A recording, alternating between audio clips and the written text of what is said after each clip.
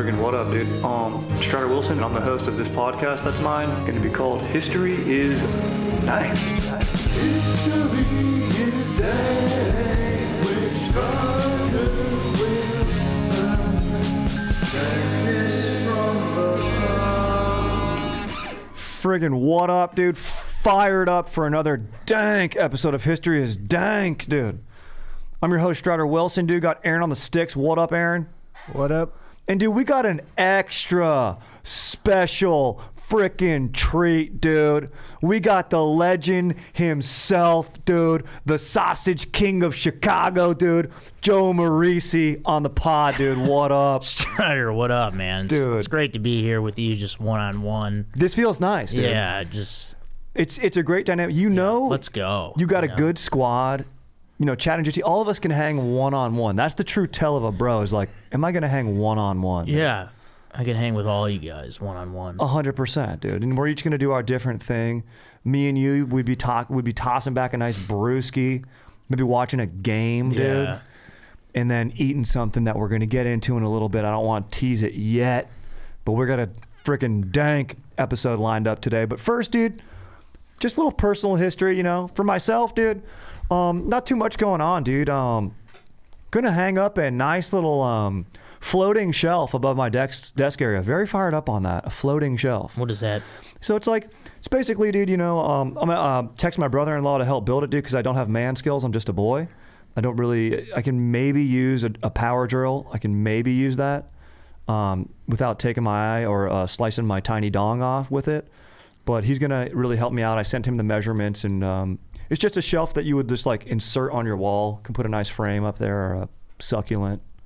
Oh, it's just not attached to the desk. It's on the wall. Exactly. Yeah, that's cool. It's nice.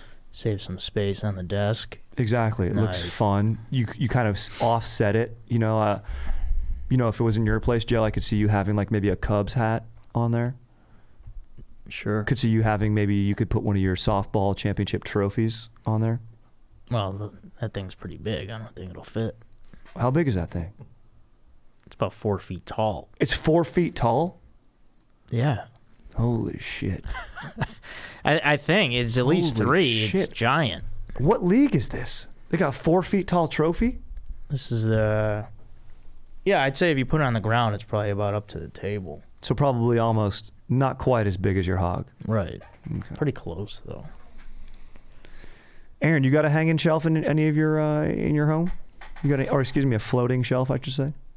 We just have a couple for like one by the door for keys. Smart, yes. One in the bathroom for books, which was not my call, but yeah, it's fine. You need little toilet readers in there. It's always nice. Yeah, it's nice. important to read in the bathroom. Exactly. My sister. I don't have any 4 foot tall softball trophies. Which is a bummer. Dude, you and I would love to see, but Joe's retired. You're doing no more defense, right? With your athletics? I don't do. I'll golf and bowl. But you've got a strict policy. Yeah, I can't. I got hurt 2 out of 3 seasons that I played. Mm-hmm. Where I had to miss time. So it's like I'm done. Yeah, I had to like sit out games. That's how. Like it wasn't just like I scraped my knee. Yeah, So when you had to sit all right, out, that's it. Did you still show up though and support your teammates? Oh yeah. I coached us to the championship. Oh, because you were a Year player 1. coach. Yeah. Is it okay or is it bad form? Like say just a player got hurt, if they didn't show up, is that fine? I mean, I guess it's 1 day a week though. Exactly. You can come and watch. Yeah, it's an hour out of your day. Right, and it's social. It's fun. Yeah, it's fun. It's good being around the people. God, it's gonna be nice when that comes back. You're telling me. Damn, dude, being able to hang out, it's outdoors, get a freaking brewski, dude. It's fun. Yeah, I don't know. Maybe we'll see. Because I've been doing these sprints. I'm in pretty good shape right now. Maybe I'll come back. You look great, dude. You look good. Thanks. Yeah. Nice freaking upper girdle, dude. Shoulder strength, looking good, dude. I mean, Yeah, I've been pumping the iron again. I love that, dude. Yeah, why not? There's nothing else to do. I agree. It's like I'm sort of in like this quarantine, you know, it's sort of our own little jails, if you will, you know, but they're real nice 1 bedroom I'll have a floating shelf soon. And it's like, yeah, I'm going to get a little bit ripped. You know, I'm going to get a little bit, I'm going to make some gains. I think I probably put on about 5 pounds of lean muscle. Yeah, I think so. I've done that as well. You look great. You know, what we're going to be talking about right now ain't going to help with the lean muscle, though. What we're going to get into today's subject matter, it's a food from a certain city with a certain team with a certain you know what. But I'm not going to get there yet. First, I want to know, Joe, what's going on? Anything new? Any updates, dude? And, you know, your personal history, basically any news, dude? Anything crapping in? You're looking shredded, looking good. Yeah, I've just been working out. Got a fresh shave in before this. Beautiful. Fresh shave on the dome and the face. Very nice. Did you do your dong as well or no? Not today. Right. But I should really get all 3 of those in unison. That'd probably be. You can do it. It's nice. Line it up one day, yeah. Do you do your entire morning routine in the shower? Are you a dude who brushes your teeth in the shower, shaves in the shower, gets it done? No. Neither am I. People brush their teeth in the shower? Yeah, dude, my brother was doing that. No, he used to brag about it. He'd go, bro, I can do my whole morning routine in the shower, 5 minutes, boom, bing, bang, bop. He'd have a toothbrush. I'd like use it, like, you'd come and visit him and have a little cup with a toothbrush with like extra shower water at the bottom of it. Yeah, I don't know. You want the shower water in your mouth? I don't know. No good. That's... No good. Aaron, you do your whole routine in the shower? Hell no. Okay, good. That'd be wasteful. I tried manscaping in there, and as much as that thing works in the water, it's such a waste of water. I was like, this is not a good idea.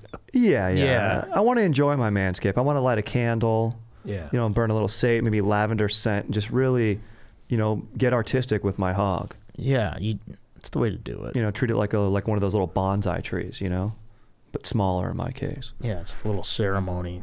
Yeah. Say a prayer, but you really don't have to say a prayer because that thing's like plastic. I'm not going to really cut my sack. But dude, today we've got Joe here, and when Joe's here, I'm going to go ahead and say it. I'm going to say you are an expert when it comes to deep dish pizza. Oh, thanks. Yeah. I would say that. Yeah, I would say so. You've probably had almost... I've compiled, so what I've done today, we're going to do the history of deep dish pizza. We have Joe here, expert in deep dish pizza. Joe, where are you from? The town, I'm from Chicago. There you go. I don't know if you're trying to be exact. No, even more exact. Where in Chicago? I'm from Park Ridge, Illinois. Park Ridge, Illinois. Love it. Aaron is... Right outside of Chicago. What do you take, 55 South? No, it's off the 294. Okay. 90. You go down there by Wabash, Pulaski Road? Down there off Navy Pier? It's not too far away, yeah. Okay. See, you know, I don't want to mess around down there off Cicero. Make a left by the White Castle. Forget about it, you know what I mean? No, I don't want to offend anybody, but I might slip into a Midwest accent. My GF, she's also, I think people do this when you live in LA and you're from Chicago or like a suburb. You basically just tell people, I'm from Chicago, because what the hell do we know? You know? My GF's from like Joliet, where Joliet Jake's from the Blues Brothers. Maybe you heard of it. And she takes 55 South, that's why I say. And yeah, that's the way there. And I'll get into in a little bit my favorite deep dish, but I do, when we go, and I do my Midwest accent, and she goes, you got to stop that. I just lean, every time we land, I go, where's the PI? Where's the PI on that? You know, because they're grabbing Robinson. Damn Packers. Well, Aaron? yes. Yeah. Sorry. Go ahead. No. What were you going to say? No, I just was going to say, yeah, the accent you're doing is more Wisconsin, Minnesota. Really? Yeah. Okay, see, we got a true expert here. Aaron is from Chicago as well. Aaron doesn't have an accent because, Aaron, when did you move to California? When I was 4. Do you think there's something in your DNA that, you know, when you taste a deep dish, you just know? Or do you have to live in the city? You got to live in there and experience it? I mean, certainly my palate's not as refined as Joe here. Yes. But there's definitely something in the DNA. There's definitely a Midwestern ethic. I would agree with that. There's definitely word pronunciations that I have that you get there. Mm-hmm. Like mainly like a pop or a soda thing, or you call like fireflies lightning bugs, or... Yep, lightning bugs for sure. Yeah, it's the last time I've isn't that seen what one. they are? They're fireflies. They don't even have them here. I don't even think so, yeah. Yeah, so what do you know? That's exactly right. I mean... But the book that I read, or like some story, some Scott Odell novel that I read, told me about them. All right, here's what I've done. I've compiled a little bit of research. I've gone deep into the archives of the web. Found a nice little article on BBC.com. You know, I always list the sources, so check it out if you're interested in further reads. But I'm going to start with a little bit of just the history of a pizza, you know? Let's go to Italy. We're going to talk pizza. And then just like anything, pizza, it's an immigrant like all of us, came across the sea, and, you know, pizza settles in New York. You got that style, but we're going to focus on when pizza settled in Chicago. Why did they go deep dish? You know, how it really started. And pizza has its roots in, you know, if you look back at the Phoenicians, the Greeks, the Romans, it's a flatbread, which, you know, they say all things come back in style. And now you order a flatbread, you know, at a tapas-style bar on like a first date. Oh, like, so they called it flatbread back then. It was like, they had like that's basically what it looked like. Yeah, it looked like that. And they had a Latin term for it. In fact, it was called pinseri, P-I-N-S-E-R-E. And that was actually maybe an Italian term, not Latin, because that was like 16th century. Because tomatoes were brought over from the New World, North America. So the flatbreads the Roman ate and stuff, the Romans ate maybe had dates. It was sweeter. Oh. Maybe a little bit of that savory and sweet stuff. But I'm like, I'm not ordering a flatbread. Maybe, Joe, if you're on a first date with a nice coug, maybe a flatbread something you guys might split. Yeah, if you're at like CPK or something. Exactly. A nice flatbread, sure. Maybe you get some apricots on there, drizzle it with some Parmesan, maybe ricotta or burrata. Yeah, anything goes with flatbread. I can mix up all kinds of flavors, barbecue, chicken. Which is the superior order from a CPK. You got to go barbecue chicken. Yeah, I think so. First date, I don't think you go deep dish pizza. No, on a first date. No way. No chance. Takes 45 minutes to make. And if you guys sparks aren't flying, you got to sit there and then, you know, gobble down. Yeah, deep dish date, maybe you got to wait about 3 years. Exactly. Exactly. That's a well into we established our diets. Yeah, you got to wait on that. 100%. And funny enough, the original pizzas, when we're talking, 16th century Italy, it was something that, you know, the residents in Naples is like where the main origin was. It's a port city, so tomatoes would come back there. So pizza has its origins in Naples. And although, like I mentioned, it was, you know, a little bit all over the Mediterranean. It's a flatbread, but pizza as we know it now and what it's become into its other iterations, including deep dish, has its origin in Naples. And it was a poorer community would eat it because, you know, the city was hot and the living quarters were small, so you'd want to do your eating outside. In fact, there's like an Italian tradition where like people after dinner stroll to the fountain or like the court and like do an outdoor activity, and then go back to their places because, you know, you're in your house, you don't want to be in there. Yeah. You know, and especially if you're a person of lesser means, you want to get out and go and enjoy that nice Mediterranean climate that they got. And since you're not sitting at a table, you want something that's easy to eat. What's easy to eat? Pizza. Yeah. So that's sort of, you know, mother is or necessity is the mother of invention, as they say. And then this makes me wonder, then why in Chicago, and maybe it's climate, are you going deep dish? Because it's cold. It's not a Mediterranean climate. Takes a while to make. You got to fatten up for that winter. Got to get a little extra bulk for winter. Yeah, I'm sure the climate had something to do with it. It's got to have a little something to do with it. You're not walking around with a piece of deep dish. I eat deep dish with a fork and knife. I'll admit it. Oh yeah. Is that nuts to do? No, that's mostly what people do. Yeah, you got to. At least the first couple bites. That's usually what I do. I'll do like 2 or 3 bites and then let's pick this thing up. Joe, could I ask you? It's not like a piece of steak, you know. I want to get it. Yeah. No. You get the crust and you pick it up. Could you just before we begin, and this might be just indulge us and mainly myself, just describe your ideal piece of deep dish pizza. Don't say the place yet, because I do want to ask you your favorite place as we go through a few that I've said. But what's your ideal deep dish pizza? And feel free to get as sexual in your description when describing it as you'd prefer. Okay, yeah, I like a nice, I like the crust a little soft, but a little crunchy, you know, not too hard, and it can't be soggy. And I like the tomatoes nice and chunky, but not, like, sometimes they put like half a tomato, doesn't get chopped. I want the tomatoes chopped. I like pepperoni and hot giardiniera. Gotta have the hot. Oh, that's so dang. Yeah. That's the stuff you get at Portillo's, right?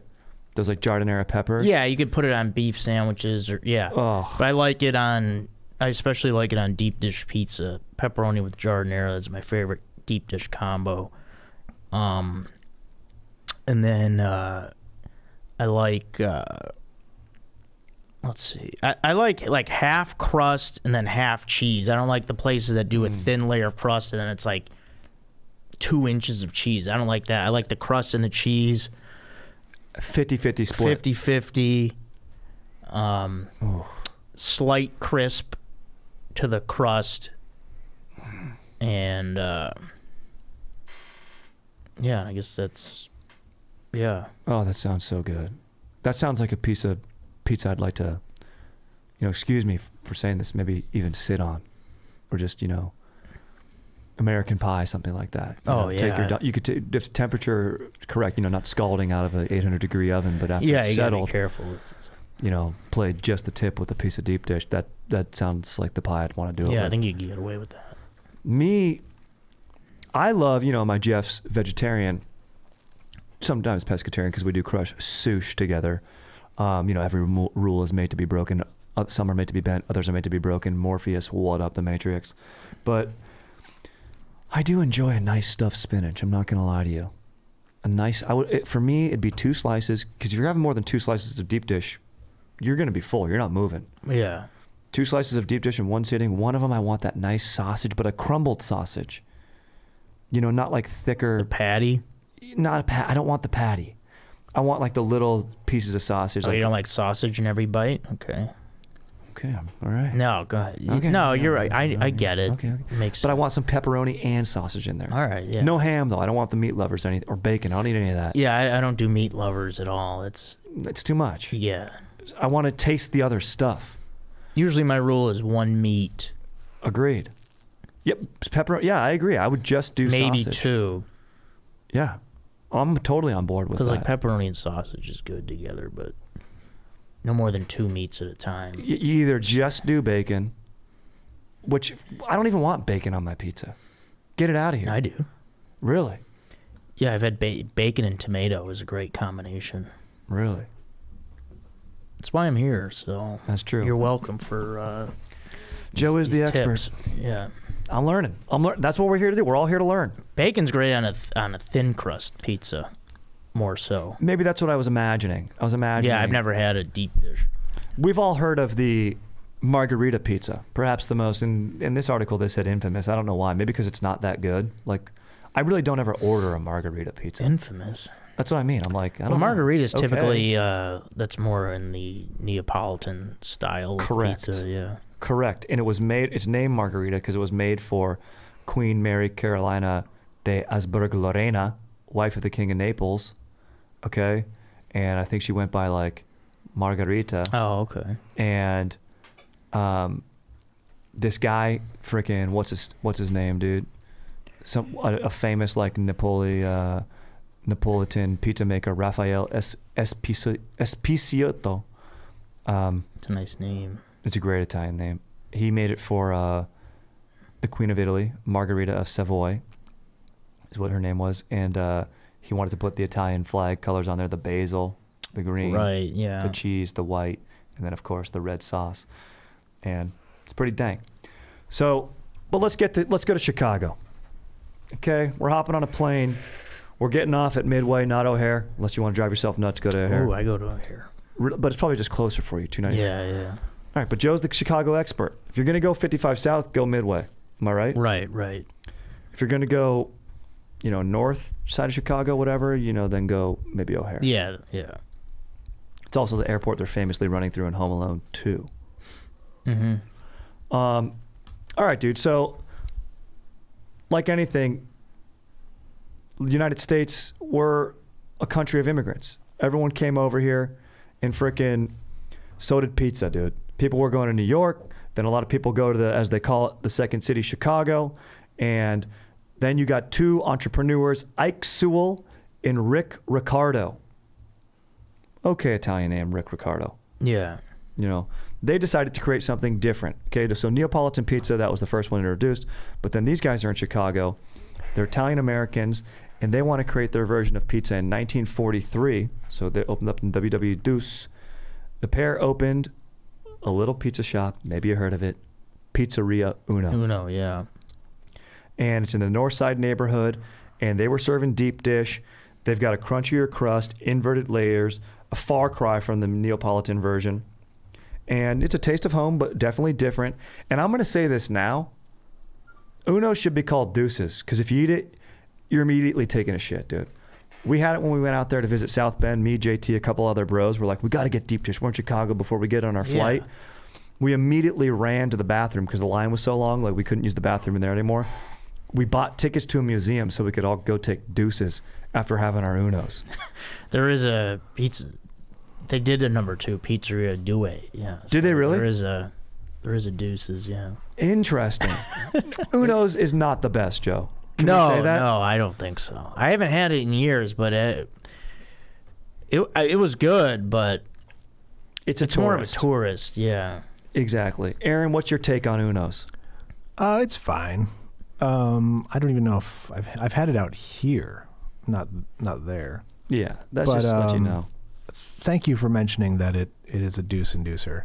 Yeah, dude.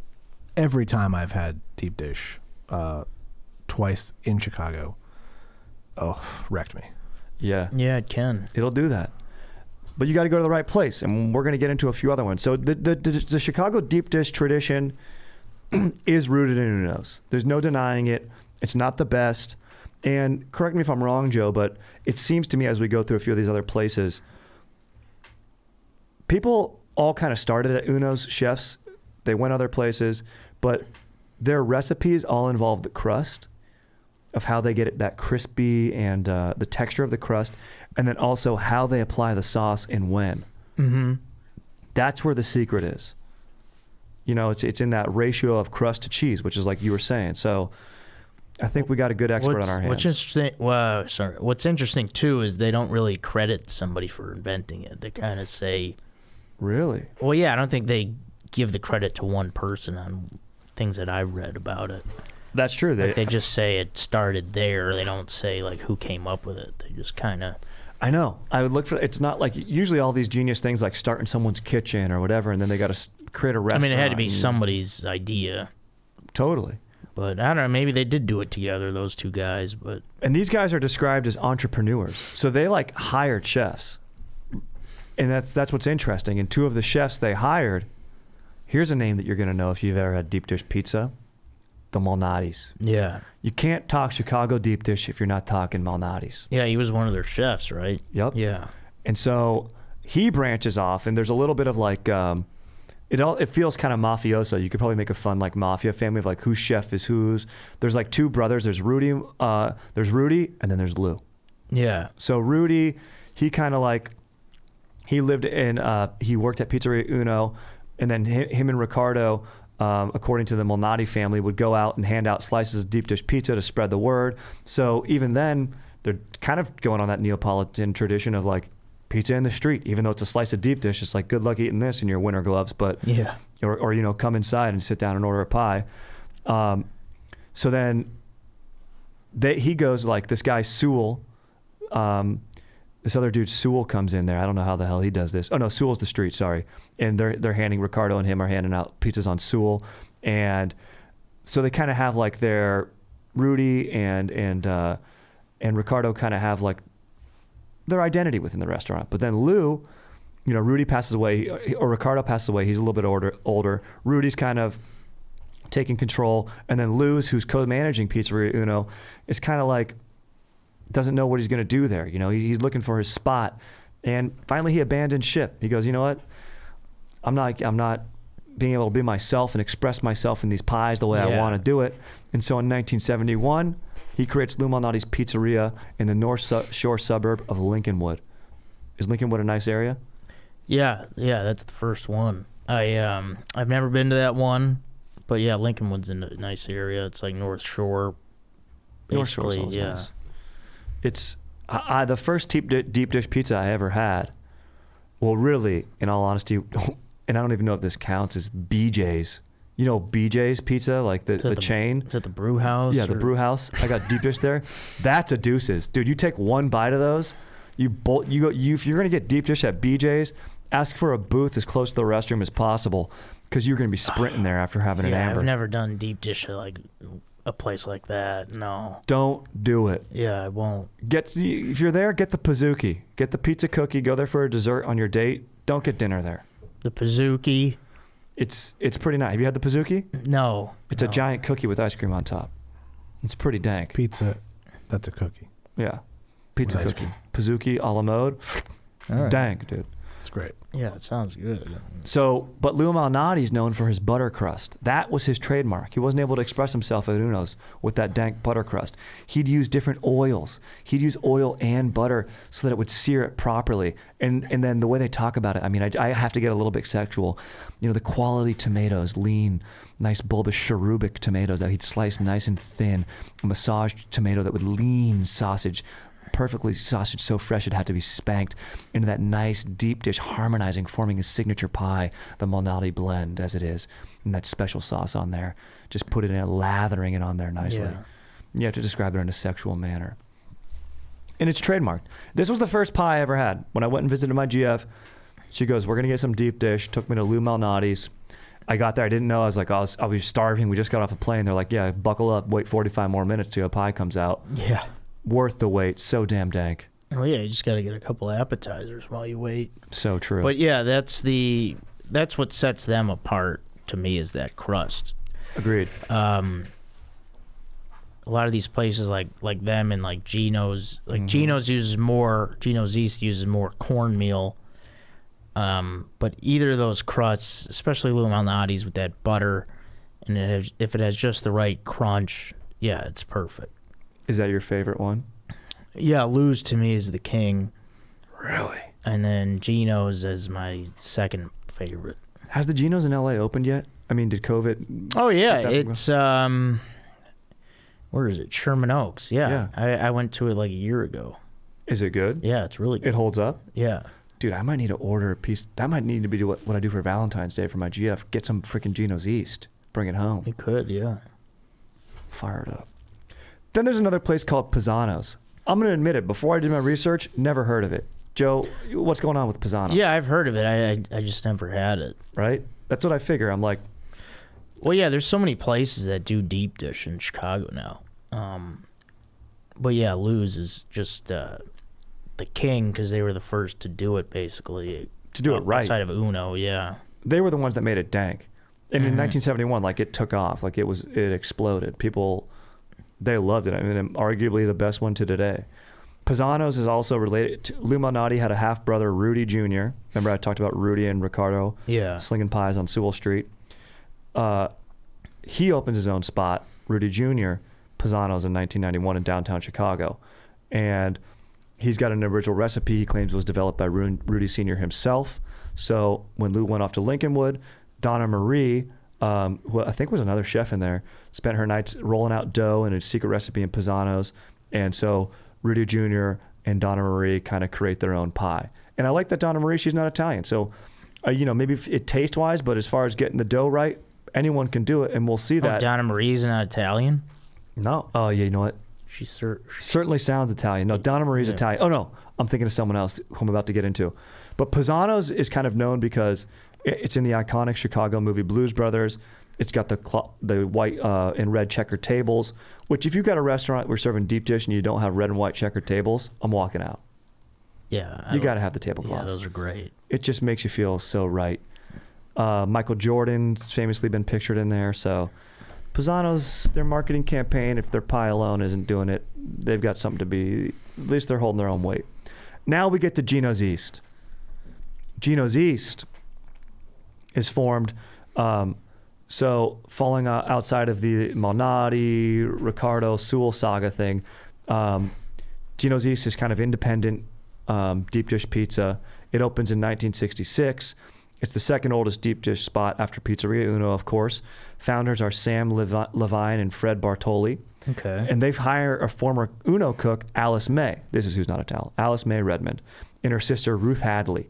So two ladies these entrepreneurs seek them out. They go, you guys are doing pie right. Let's make our own place. And they created Gino's East. And I love that, dude. I even went on to go to the Gino's East website, and they say they like claim something about Lavorde was born in Sicily, or Bartoli is the first generation Italian American. They created the pie recipe for Gino's famous pies, and then Alice May Redmond sort of perfected this recipe, and she claims that like it's all in the way that she applies the sauce, and she does everything from scratch. It's her own secret. She had been at Pizzeria Uno for like 17 years, and then Alice May comes in and she's got her own process. She has the entire pizza making process down. Excuse me, it's Alice May who says she coaxes the sauce on there instead of splattering it, and it just goes into basically it's not just a ratio thing. It's like it's a love thing. Nice. Yeah, Gino's and Lou's to me are the two best. Like Giordano's, I'd rather have your thin crust than that brick of cheese that they serve. Oh, that hurts me to hear you say that, Joe. Oh. No, because the thing with Lou's and Gino's, they have their own distinguished crust and sauce, and you could tell the difference. What's great is you can tell the difference between the two, but they're both great. Mm-hmm. Like I can't say like, oh, this one, nah, I don't like. They're both great in their own way. Like the Gino's crust has a little more cornmeal. Their sauce, I want to say, is a little bit sweeter than Lou's. And Lou's will do that butter crust, and their crust is slightly thinner. And then it's just, there's little differences between the two, but you can't go wrong either way. I mean, Gino's, I would go back and forth. Gino's would be my favorite, then I'd say Lou's, and I don't know. But so maybe mood-based. It wouldn't be something outlandish. So me saying, if I were to say Giordano's is my favorite, it would be as outlandish as when Aaron says that Five Guys is his favorite over In-N-Out. Well, I mean, yeah, to me, Giordano's just, it's too much cheese. And I'm not big on the stuffed pizza. Then it's a calzone to me. Whoa. Basically an uncovered calzone. Aaron, did you hear that I totally jabbed you right there? How do you feel about that shit coming at you? I mean, you can say what you will, but you can be wrong. So it's fine. You know what? I got to try Five Guys again because I haven't had it in so long. I haven't had it in forever. I mean, if there's an In-N-Out equidistant from where we record this to where Five Guys is, I mean, what am I nuts? Going to drive over to Five Guys? Maybe what am I nuts? Going to drive over to Giordano's? Now I'm going to say it. Joe, Giordano's wasn't even on this list of Chicago deep dish history that I found. It's basically those main places. It's Lou Malnati's, Gino's East, Pisano's, and then the origin, Uno's, otherwise known as Deuces. Yeah, well, Giordano's. Well, have you had Lou's and Gino's? You know what? I've had Lou's, but I've never had Gino's. I want to try Gino's really bad. You should have it. I want to try, but Giordano's, I put it on here because I loved it so much. And, its creation comes from a northern Italy, small town in Torino. Mama Giordano made it. She had her renowned dishes. Her most beloved meal was her Italian Easter pie, which was the deep dish pizza. So maybe, I think Giordano's lets us know that deep dish maybe has origins even back in Italy. Yeah. Known as like an Easter pie, which makes more sense. You just described it as a calzone. So even Mama Giordano didn't call it a deep dish pizza because it probably isn't that much cheese on there. It's almost like a lasagna. Well, yeah, that's kind of the thing about that. Giordano's to me is more like a pie or a cake. You're right. It's not even.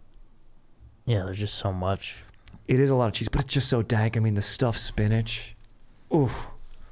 Yeah, it's fine, but it's. I'm not gonna go there.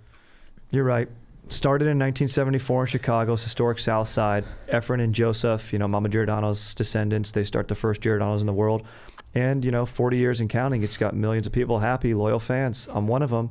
Oh, Joe's not. I mean, they like I said, I've had their thin crust pizza, and I love it. I think it's great. I'd rather have that. I didn't even know they did a thin crust. Yeah, they do. All those places do. But you got to go deep dish. But yeah, especially Lou's and Gino's, you got to go with the deep dish. But I think Giordano's is great thin. Okay, I'm going to try that next time I'm out there. I am absolutely going to freaking try that. I'll say Giordano's thin crust is better than Lou's. Really? Yeah. It's probably I can't remember Gino's thin crust, but But it's all about the deep dish. That's the fastball. You know, that's like telling a guy like on a skateboard, like, you know, if you're trying to see who can ollie higher, but the other guy's like, dude, yeah, but dude, I can freaking ride on 2 wheels for a little bit. Like I can, what's that called? Like not nollying, but like manual. Yeah, I can manual. It's like, great. I don't care how you manual. We're talking ollies. Yeah. That's the barometer here. So it's interesting. Is there anything I missed regarding are there any spots other than that? Everything sort of disseminates from there, you know. Even Giordano's Fresh Brothers Pizza, which is a chain maybe you heard of, they're out here in LA. That's from the brother of Giordano's. They started Fresh Brothers. They have an okay deep dish pizza. Okay, yeah, I've never had their deep dish. It's okay. But I like their pizza. Yeah, I've had the thin. I like it. If you're in LA, where do you get deep dish? Of course, Gino's East because they have one out here, but where else would you There's actually a place right by me on Melrose called, they opened about almost a year ago they opened. It's called Chicago Stuffed Pizza Company. Whoa. It's really good. It's actually good? Yeah. It sounds like it'd be like hack trying to get people in there, but it's good. No, it's very good. Yeah, the guys are from Chicago, so. Ooh. Maybe I'll go there. It's good because it's not Lou's or Gino's, but it's very good in its own way. It's a little different, which have you been to Masa? Masa, yeah, I had that once. I had Hollywood Pies. I liked that better than Masa. I agree. Hollywood Pies is better. Masa, I feel like, does the big tomatoes. It's too much tomato going on in the Masa pie, but the crust is good. But yeah, Chicago Stuffed is up there with Gino's and Lou's. Do they import the water? That's a good question. I think they do. Okay, what's going on with the water? Is this like a Brooklyn Bagel type thing? Like you got to have the Chicago water or something? I think so. Yeah, it's kind of in the... Really? Yeah. I didn't know that. Okay, that's why I got you on here. That's why I got Aaron. What's the deal with the water? Like it just, the way it reacts with the dough, it's just the right... Yeah, I guess. Interesting. Because I've heard of that Brooklyn Bagel... Yeah, Brooklyn Water Bagel. Yeah. And so I didn't know Chicago pizzas did that. They brought in the water from Chicago. Well, yeah, I'm not sure if they do. What's special about that Chicago water? I mean, is it something from like Lake Michigan out there, or that little canal? Yeah, like something Michigan. like that. They pump it in. You got to get that nice Lake Michigan agua. I'm in. I'm on board. Look, you take one bite of Lou Malnati's or Giordano's in my case. I say don't change a thing. You ship that water all the way out here if you have to. Freeze it. You got to get the holdover. I freaking love that, dude. I should have. Dude, now I'm hungry as hell. I want to get a piece of deep dish pie. Yeah, Chicago Stuffed is great. Damn. I might have to, dude. Definitely know I'm not going to Five Guys, but dude, I definitely know that I might be ordering a piece of deep dish pie, dude. Do you get like a salad with it, or is there like a good? What do you pair your deep dish with? You know, now we're getting a little away from it. I mean, I like IPAs, but honestly, it might be too heavy to have with a deep dish pie. Yeah, you might want to go like Miller Lite.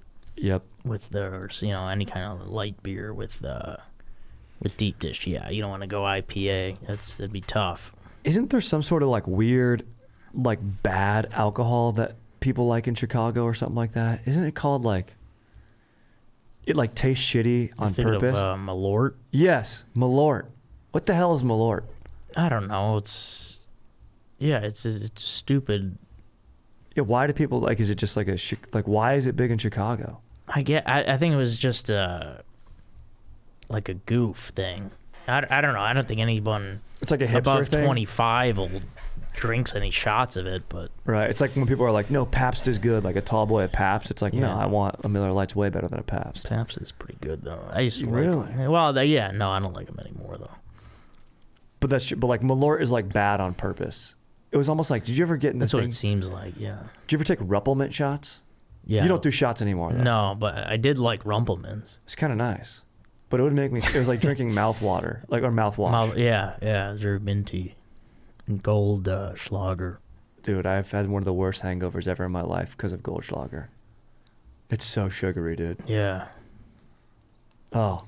All right, dude. I mean, unless we got any more to say about deep dish, I feel like let's get some questions going. Well, I just would like to say one last thing. It is pizza. You know, I like people say, "Oh no, that's not pizza." Yeah, it is. It is pizza. It's a very good kind of different pizza. all pizza's good. The New York kind, Chicago square cut tavern style pizza, deep dish is pizza, and if you can't handle it, then that's your problem. But don't say it's not pizza, because it is, because they call it pizza. So 100% agree. Thanks. And we just did the history. We know it's pizza. Came over from, Neapolitan style. It's rooted in that. And then, maybe because of weather or climate, they went deep dish because people are going to wait indoors. You want to warm up and then have a nice slice of pie, get to know each other. Maybe that little Midwest hospitality. Come inside, hang out. And maybe they had all these cast iron pans laying around. Like, hey, we got to make use of these cast iron pans. 100%. You kidding me? No question. So I agree, Joe. I'm glad you said that. I do consider it pizza, and we've even made a distinction. Arguably, maybe Giordano's could be considered not pizza, even though I would, but it's dank. But it's still pizza. The other deep dish that we've all talked about, it's pizza. Yeah. You're cutting it into a slice. You can hold it in your hand if you want to, but you can eat it with a fork and knife. People eat flatbreads with forks and knives, so I'm with you. It's pizza. Yeah. And it's damn good pizza. Oh, it's damn good. Mm-hmm. All right, dude, let's do a few questions. Dear Strider and Aaron, and Joe's in the house, I hope there is an aura of stoke flowing through the room as you read this. There is, dude. We got Joe here, dude. Yeah. I'm a college student at USD. Oh, that's San Diego, University of San Diego. And amped to be writing into the pod about my relationship with bud, a.k.a. cannabis. The first time that I smoked some bodacious bud was in high school, and I personally found it to be very stoke-inducing. I thoroughly enjoyed smoking doobies and the adventure of a smoke sesh with my peers. I continued to blaze a bit more frequently in college. However, big however, all caps, my relation with sweet, stinky weed has recently took a turn for the worst. It started last week when I smoked what I thought was a regular doink with my brother. However, it made me very sweaty, caused my heart to race, and convinced me that my own brother doesn't even like me. I thought it would be a one-time thing, but since then, I can't get high without thinking that I'm a complete renob or that everyone around me just wants to boke me. What gives? Is my relationship with bud becoming unchill? There will always be a place in my heart for jazz cabbage, but jazz cabbage. But why would I continue to get high if it's just making me feel like a knob? Any advice would be greatly appreciated. Thanks for spreading the stoke and dank knowledge. Sincerely, Ben. Ben, I love it. Great question, dude. My relationship with weed has always been your recent one, dude. I've smoked with my buddies, dude. I've literally looked around with my best friends for a decade, and I look at them and I go, you guys all like me, right? Like, you guys all trust me and stuff. Like, I think, yeah, man, especially stuff now is really powerful. Like, I've had bad experiences. I once time had hash in college, and, my, the older dudes on the volleyball team were like, dude, we'll freaking milk the chamber for you on this bong, then you clear it, dude. And of course they milked it heavy and just ripped hash to my freaking dome and just like was watching myself walk, dude. Like, I took like 3 showers to like make sure I was getting something done, dude. Like, I did watch Into the Blue with Paul Walker multiple times, though. It's a dank movie, but I don't know, man. I feel like it's what he takes into his smoking. Right now I feel like you're taking that negativity into it because you've had that. Maybe do a reset. Maybe work out, get something done productively. Have that yin and yang. Balance it out with like sending some fire emails, dude. Or maybe, going for a jog and then, sit down, blaze it up and watch a nice 3D movie. What do you think, Joe? Yeah, I would say maybe pay attention to the strain. Like, go with a lighter strain for a little bit. Mm-hmm. Work your way back. Yeah, try not to... make sure you're doing it with some chill people and having a good time. And yep. So you're not freaking out, man. Totally, dude. You don't want to ruin anyone else's high, and you want to enjoy yours. Maybe steer clear of those indicas, right? They put you in your head. Yeah. Maybe munch on. Maybe edibles are more potent. Maybe take like one rip, chill, and then don't. You sound like you're an experienced smoker. Don't do that thing of like I'm not even feeling it. Then you blaze it up again, and you're just totally shacked out of your dome. Dude. Yeah, I think he could probably figure it out. Knows every freaking nickname of this stuff. Exactly, dude. This guy. Aaron, what do you think? Fucking majored in pot. This guy. He is majoring in weed at USD. Catholic University, too. I don't know how they feel about that. Toreros. Bullfighters. Right. John Harbaugh was a coach there for a while. Oh, yeah. Not John Harbaugh, Jim Harbaugh. Jim, yeah. Yes, yeah, Jim. Aaron, what do you think, dude? I don't have much experience in the way of that, but it to me, it does sound like an indica sativa mix-up. Mm-hmm. I don't know which way you're supposed to go, but I feel like indica's the more... You get in your head and you get paranoid, so... That's what I've heard. Yeah. Indica, into head, and then I don't know, sativa something body. Sativa is like in the couch. No, indica in the couch. Well, yeah, indica is like more of if you're like trying to go to sleep, and that's what it is. Sativa is more like the party weed. Okay, so maybe he needs to not do an indica. That's going to put you in the couch and in your dome. Yeah. He needs to do something that's going to be a little more chill. Yeah, dude, I would say, look, every and like anything, dude, every relationship has highs and lows. You want to get it at a nice steady. Right now, you got to have a little bit of low with your bud, but, you know, it's still your bud. He's going to come back. He's going to have your back soon enough. So, I mean, the true stoners say just smoke through it, dude, but, you know, be careful, have fun, and, you know, go into it with positivity because it's going to exacerbate whatever mood you're taking into it, I think. Yeah. Sounds like you're worried about it, and so then it's bringing that worry out. So get to a place in your life where you're not going to be worried. Like, where are you not worried most, you know? Maybe in your drill factory, you know? All right, dude, let's do another one. What up, dude? I won my fantasy league against my boys and proved I'm the biggest dog of them all. I'm fired up to get the trophy in my possession and show this puppy off. I'm in a tough spot, though, because my wife doesn't want this dank trophy chilling on the mantle. Ooh. She said it doesn't vibe with the mid-century modern decor. Where should I display the trophy? Many thanks, Darren. It sounds like I wrote this question of myself. It sounds like I go by Darren. You know what I mean? Maybe you treat it like, you know, in the East.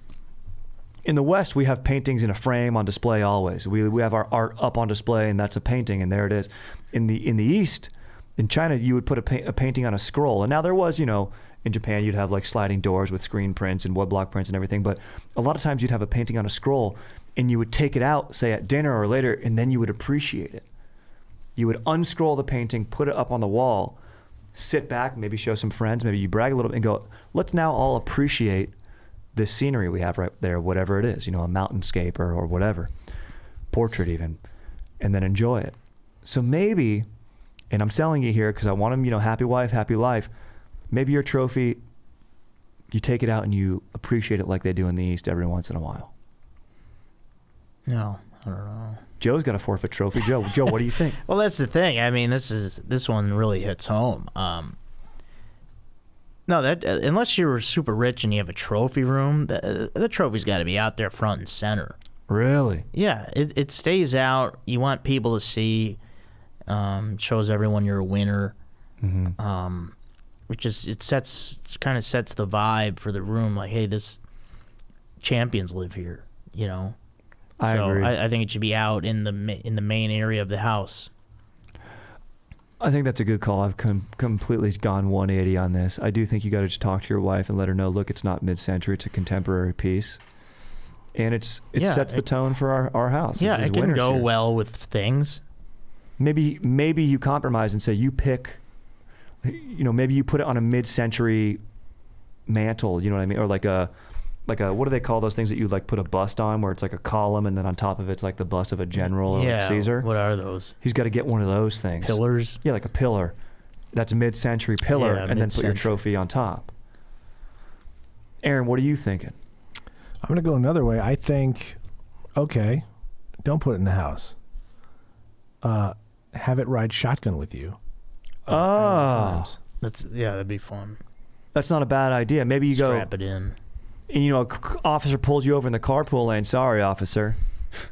Do you know how organic this fucking championship was? This counts as the living thing. It's living and breathing, and it's current, and it's alive in our hearts. You're not writing me a ticket. I'm going, and I don't care if I'm even on an EV vehicle right here in California. Joe and Aaron bringing the heat. I mean, great calls. Darren, I mean, I hope that helps, dude. Buckle it up. Get a mantle for it. It's going to look good. Your wife will understand, dude. It shows your accomplishments. It's part of who you are. Yeah, you're not going to, like, put it in the bedroom. You don't want it in there. It's not between maybe you do. Guys. Then you can look at that and get inspiration. Where you're like, yeah. That's true. Yeah. If you need to come around a second time, you know, maybe the first time a little too quick. Yeah. It happens to the best of us. And then, you know, you got to go, hey, let's rally. Yeah. Just like you did to win that championship. Exactly, yeah. So, Joe, it could work that way. Bedroom, not bad. I'm loving what I'm hearing. Just don't let it block the TV. Strider, friggin' what up, dude? I love the pod. Best part of my week. 2 months ago, I made the decision. Thank you, dude. 2 months ago, I made the decision to quit drinking permanently. Wasn't good for me, and I feel better now that I'm not drinking the way I was. Good for you, dude. My big problem is that I have never had sex with a woman without rocking a tasty buzz. All dudes talk about how they don't last long in bed, but I've never had the problem because I've never been drunk every time, and generally I've had the opposite problem. Most nights not performing to the best of my abilities. I drill myself on a regular basis, but I don't know if the lack of numbness I got from alcohol will make me a quick buster. I'm trying to get back together with a lady that I know, and I'm nervous about my first time back in the throes of passion. What should I do? Thanks, Hank. Once again, do I go by Hank, dude? Dude, these guys, Darren and Hank, dude, these guys are really... You're asking the right dude, man. I can fucking empathize with you here, these dude. are great questions. Yeah, man. I'm a very quick buster with a small penis. So I'll tell you, I worry about this a lot. And what you got to do, you definitely drill yourself before you know, if you're going on a date and you think you're going to get lucky, drill yourself beforehand so you've cleared the hopper. Yeah. And then also, if you're a quick buster, maybe you're quick to recoup. And you know, there's moves you can do. There's darting. There's foreplay. There's fun stuff. It's not like, oh, I've busted my nut. And I don't know your age, and you know, some guys have more problem with this, but like, sounds like you're a young guy, dude. And yeah, it sounds young. You'll be able to rally. You know. You'll be able to rally. And if you like the lady, she's going to get you going. She's going to get you going again for a second time around. And that's okay. But I do understand, you know, the first one is it's nice. So definitely drill yourself beforehand. Definitely, ladies first. Don't get right in there. Yeah. You know, experience. Do some foreplay. What are you thinking, Joe? Yeah, I agree with all that. I think that's all right. But yeah, don't be afraid. Just, you know, if you guys like each other, she'll, you know, yeah, I'm sure it'll work out. Yeah, if you bust quick, yeah, just, I think you'll recuperate for a second time. Yeah. Mm-hmm. I think it's fine. Yeah, it's nothing I wouldn't stress. Aaron, what do you got? I mean, there's also, you know, we're in a COVID world. We're in a world where people don't think about this anymore, but use a condom. Yeah. That'll slow you down. Yeah, that's a and you can get a perfect idea. You can get a thicker one or something like Yeah. that, or they actually have ones that do help you last longer. They have a bit of a numbing agent on them, but Dude, there you go. I've never tried that, so I don't know, but I've definitely had some weird thicker condoms that were like, okay, got to work a little harder for this one. So I think that's a good way to go. Yeah, I like that idea. And you know, sometimes when I'm in the throes of passion, you know, my mind is wandering and I'm really enjoying the moment, and I think of stuff that always gets me horny, like, you know, dirt bikes or high caliber rifles, or, you know, modern machinery and stuff that just gets me very horny, you know, modern man's achievements and accomplishments. So don't let your mind go to those things. You know, do the classic, they say baseball. Think of something that's unhorny, get you unhorny. You know what I mean? I think of reptiles, snakes. You know, snakes in sort of some sort of space planet always gets me very horny. You know, I've done an episode on Boris Vallejo, sort of like that type of stuff. I wouldn't think of, you know, a lot of times when I nut, I find myself closing my eyes and I go, oh, and what I'm envisioning is, you know, when the riders of the Rohirrim in Lord of the Rings are charging down the mountains, having their bros' backs. You know, no, maybe that's Gondor. No, you're right. It's a Rohirrim, right? Yeah, they're coming to Helm's Deep. Yeah. Yeah, coming down that. Yeah, and I'm coming to Helm's Deep big time. Okay, and I'm dropping frickin' a Gandalf the White. Okay. Mm-hmm. Sorry to get a little bit blue. Look to my coming on the third day at dawn. So, don't let your mind go there. Think of something like what gets you guys unhorny. For me, it's doing taxes. Mm-hmm. Although TurboTax efficient, and I like efficiency. You know. Trying to find a roommate doesn't get me horny. Totally. Yeah. Think about that. Think about Joe getting a roommate, dude, when you're with this lady. Or having to move. Think about, oh man, what if I got to pack these boxes? Yeah. Yeah, if you think about moving, you'll last a fucking hour. Yeah, you'll last forever, dude. Might go, it's a difficult needle to thread though, line to walk, because then you might go full soft if you think about it too long. Yeah, you don't want to. Maybe you think your roommate's a dentist, dude. If you're getting real close, go roommate. Oh, and I gotta call my dentist. Then you'll last. You'll be okay. Get you at least dozen more pumps. All right, dude, let's do another one. Then we'll call it, dude. What up, dude? Strider, I'm not bragging, but I've gotten so much ass during quarantine. Oh, F you, oh my man. gosh, dude. Safe ass though. Like I paid to get us tests before we meet and bone every time. Anyway, I'm tired of having to juggle so much texting and stuff. Oh my gosh, dude.